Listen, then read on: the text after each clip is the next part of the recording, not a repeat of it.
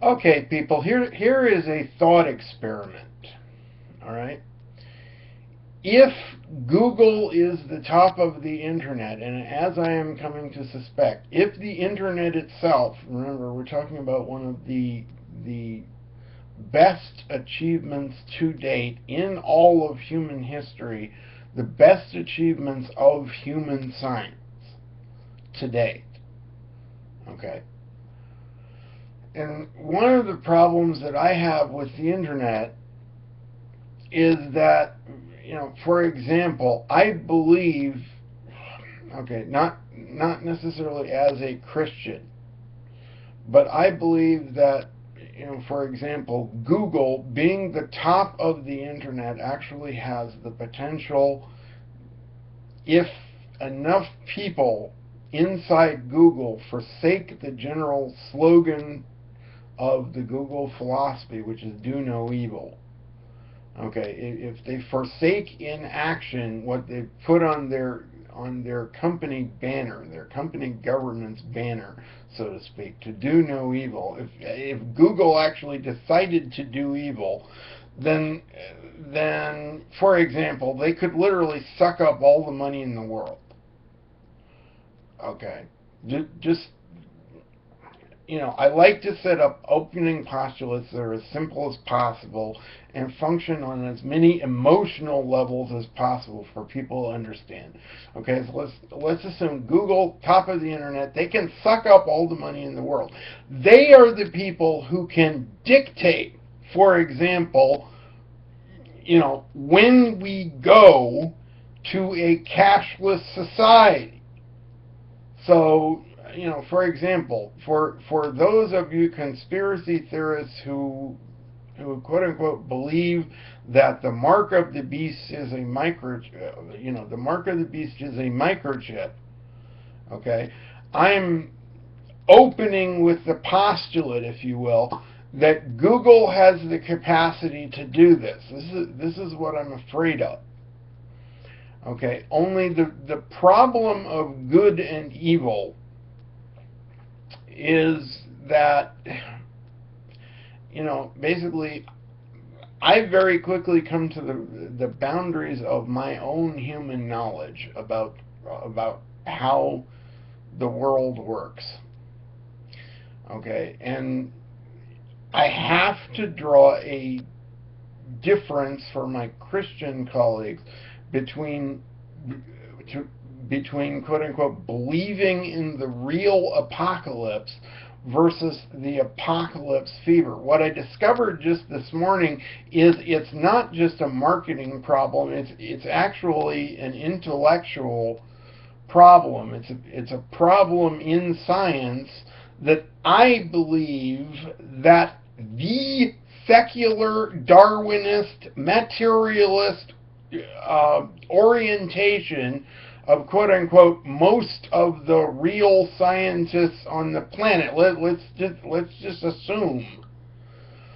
just assume for the moment that, like, if you are a religionist, then, well, you can't be a real scientist.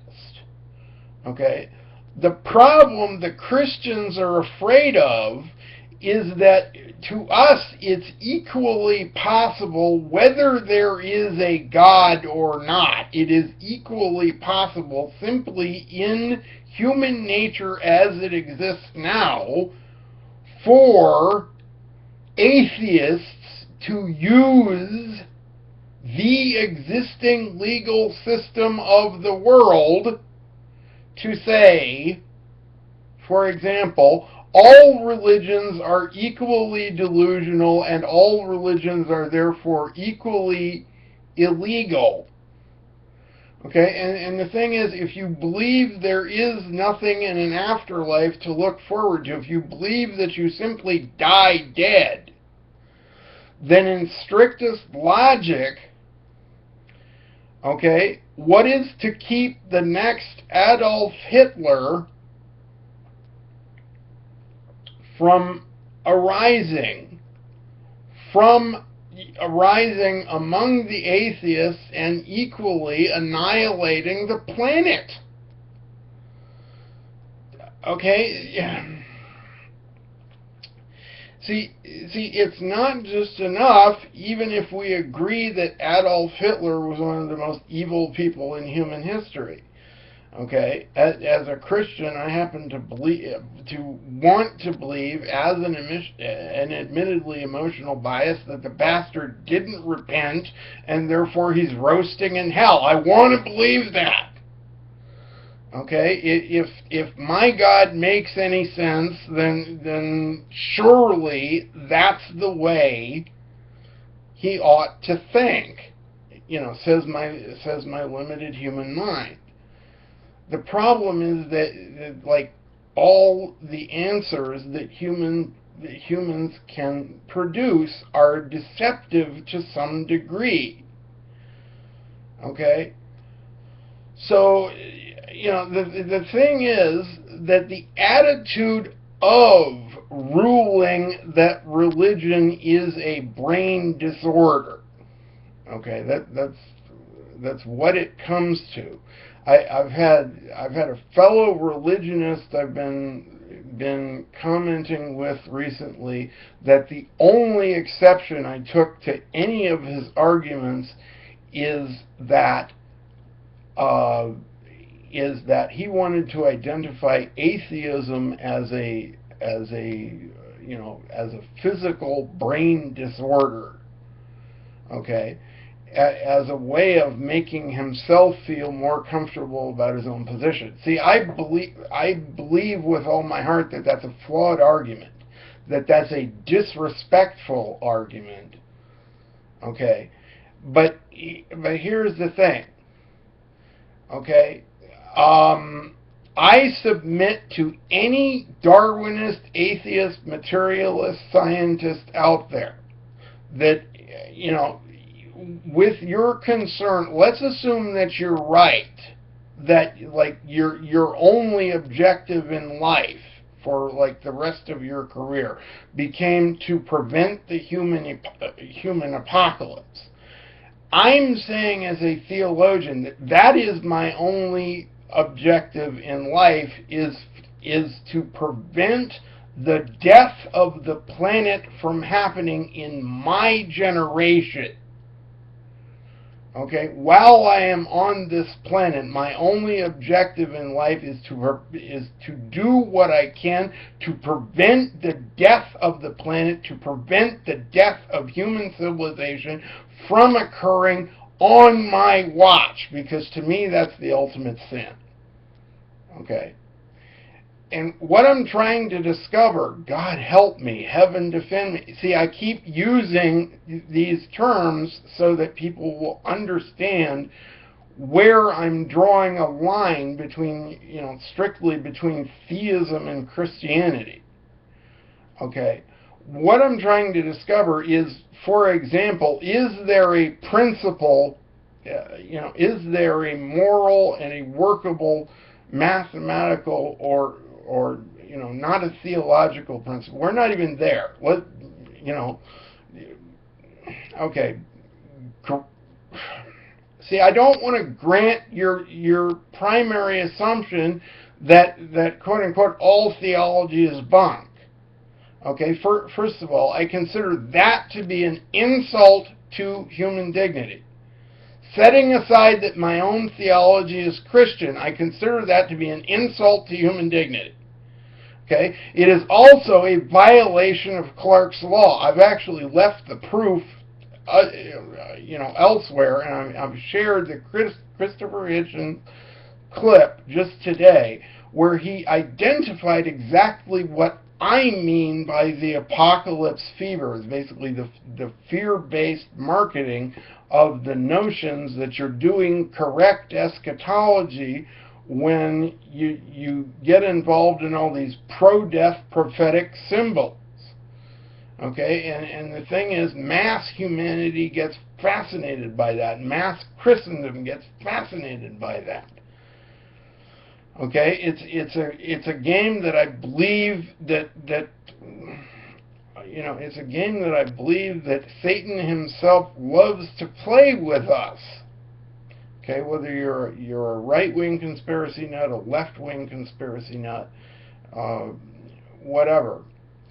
Okay, what if there were a system for correctly identifying primary emotional biases in any given argument?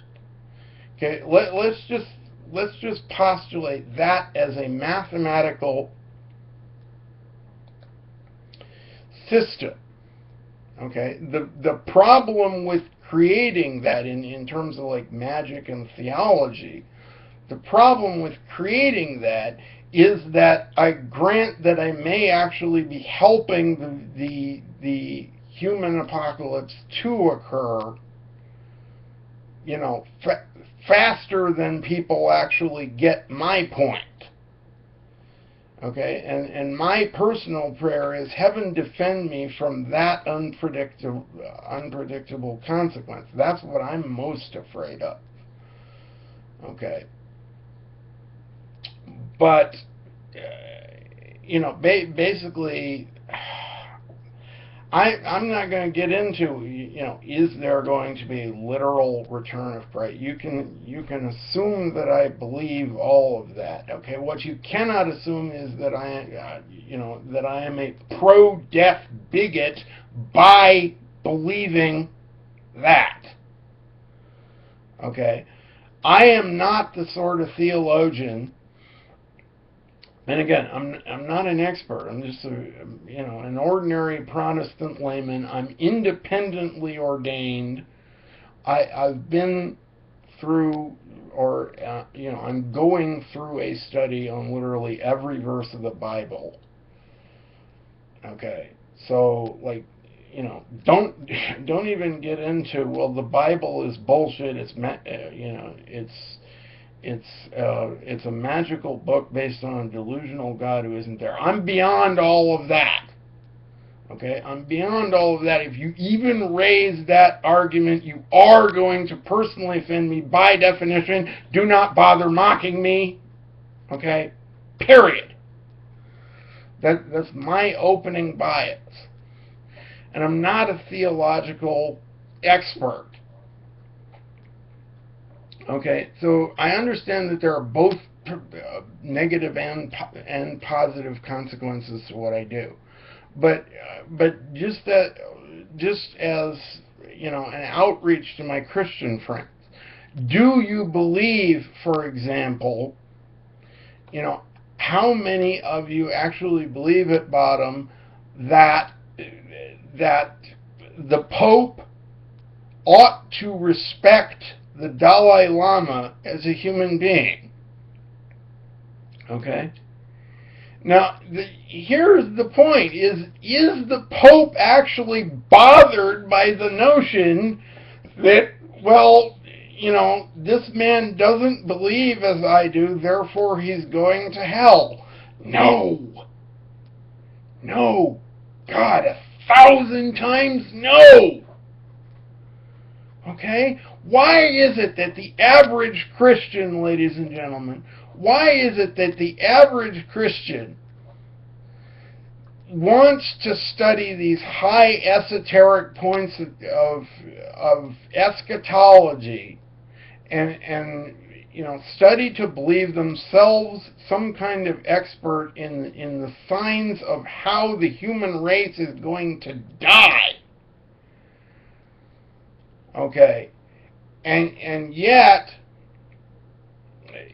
basically the love your neighbor commands are being ignored.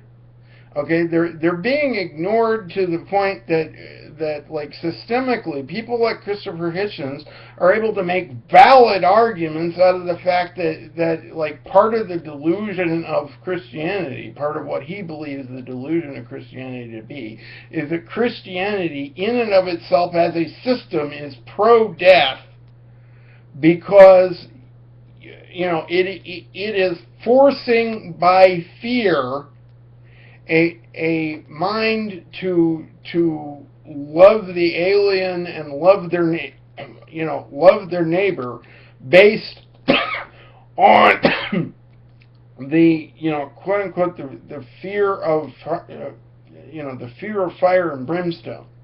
Okay, but with all due respect, fire and brimstone is a historical, symbological artifact. Okay, let's not even get into the question of is it a literal truth? Okay, it is a magical and a symbological truth, but it's not a literal truth. Okay, one of the reasons I admire the Blessed Saint Jack was he was at least able to come up with a credible version of like a hell that employed 20th century technology. Okay. And here's the thing. He was making other speculations, whether you take him literally or whether you don't. He was making other speculations about the nature of hell in order to make other points. Okay. And see, I believe that C.S. Lewis's concern for, his fascination with the problem with human science in general is, for example, the problem with positing an atheistic system is that, it's not just that you're going to die dead, poof. Okay? It's that, like, what if the real nature of the universe is that you're wrong, Pascal's wager? Okay. See, I would have to postulate a certain thing about, like, what a scientist actually believed and why they got into heaven, that I'm scared to postulate it right now. I'm scared to speak in those terms because so many of my Christian friends are already caught up in the apocalypse fever. Basically they'll make the emotional responses that come down to the argument that, God damn it, you're just not reading the scriptures right. Okay? And yes, if you're offended by my saying it that way, then I meant to offend you, even if you are a Christian. Thank you.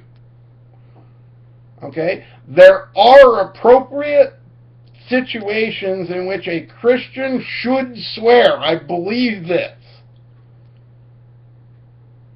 Okay, and again, we're talking about identifying basic emotional biases and the differences between logic and emotion.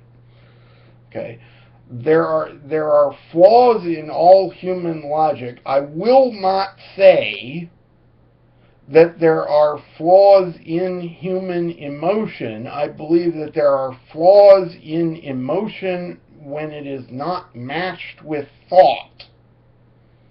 Okay, I will go that far. I agree with Ayn Rand to that extent, and Ayn Rand was an atheist. Okay, I will give her the credit of believing that, she set up this very elegant scenario in which like, I'm not necessarily saying that she was calling for the death of religion. Okay, I'm choosing to treat Atlas Shrugged as basically a science fiction novel about a hypothetical world. Okay, about a hypothetical world, and one of the postulates that she had was, she noticed intellectually the same thing I think Christopher Hitchens noticed, was that it's a perfectly valid logical position to say that the way most people practice, most religions, or the inconsistent way they practice most religions, tends to lead toward a toward a pro-death stance, because she didn't believe that anybody could initiate violence. Okay, which, I mean, basically it also implies things like it should be possible to, like, never spank your kids. Okay, or presumably she bought into the argument that, like, spanking your kids is always based on the anger of the parent. It doesn't have anything to do with, like, what the brat actually did. Okay, that's another pet peeve of mine. It's another subject. Okay, but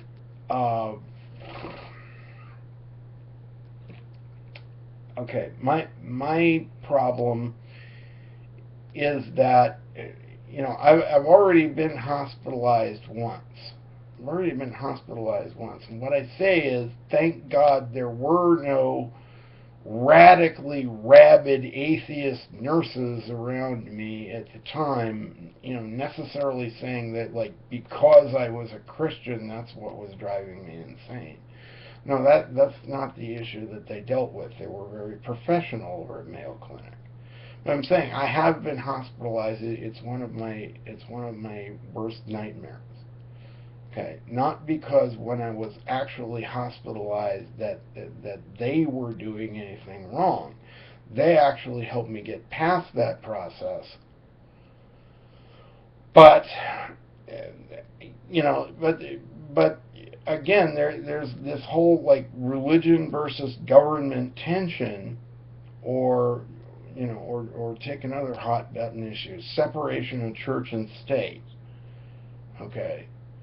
And basically, I'm learning how to ignore the arguments of Christian laymen who basically assert without any evidence that, quote unquote, there either ought to or ought not to be a separation between church and state.